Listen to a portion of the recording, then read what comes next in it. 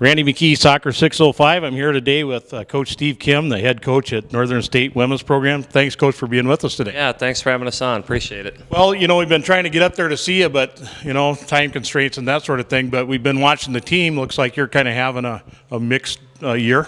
Yeah, it's been up and down. Hopefully we'll get it turned around this weekend. We host a couple of games tomorrow at 11 against Duluth and Sunday at 1 against Bemidji. So how long have you been up there at Northern? 13 years I've been up there, so this is my 14th season. You're probably a little younger looking guy when you started then. Yeah, I imagine, right? Well, we know, we're kind of keeping track of some of the South Dakota players around, and I know you've got some. Would you be able to share a little bit of information about the girls from South Dakota playing for you? Sure, yeah. I think one of our seniors is also our captain is Lexi Jarris, and she's an Aberdeen kid. And then we have a sophomore, Hillary Peterson, who is also from Aberdeen. And then we have some kids from North Dakota, Minnesota, and then we have some kids from all over the country. So we've kind of been all over the place trying to find the right fit.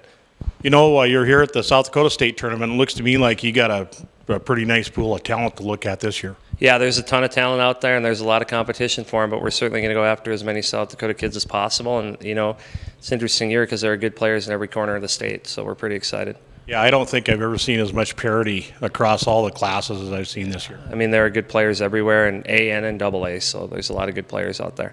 So you've got a couple new entrants coming into your conference. I guess the University of Sioux Falls women are going to be joining.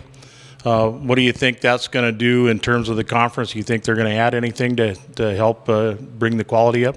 Yeah, I think when you add Sioux Falls and Minot and you get to 16 teams, as it is now, there's a ton of parity in the league, and there's some teams that have perennially been very good. But, all those games, I don't think there's a game in our conference that anyone looks at and thinks, oh, this team is going to win or that team's going to win. Maybe if they're at home, but for the most part, I think it just adds to the competition, makes it fun. And the other thing that people may or may not know in Division II, you only have 18 games, so having 15 of them taken care of for you through conference play is kind of neat. You have to just go out and find those 3 games and then get after it.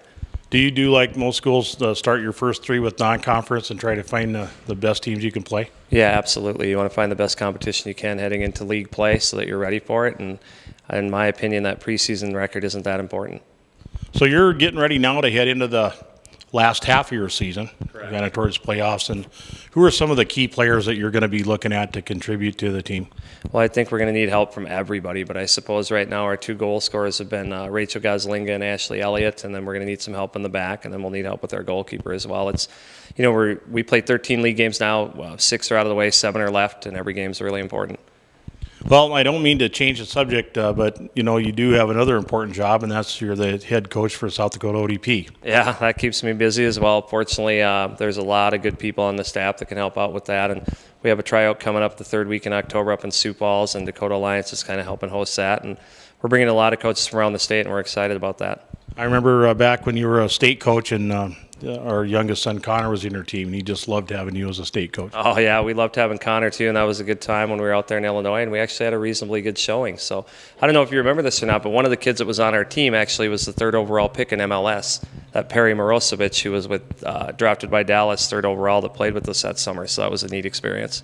Yeah, it's really been nice seeing some of those kids, especially the kids that we could pick up from other states that helped our team. I know we've had a lot of those players make the region side right out of the South Dakota team. Yeah, it was a lot of fun, real exciting, and then anytime you can expose kids to a higher level, it's a good time.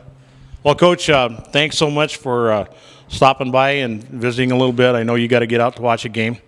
We hope to get up there and kind of profile the campus for the people who come to our channel, and maybe you'll show us around and show us where your players train and eat and sleep and that sort of thing, and just kind of give them a flavor of Northern State soccer. Yeah, we'd be happy to do that, and mark your calendars. February 11th and 12th is our annual futsal event. We'll be there. Okay, thank you. Thanks, Coach.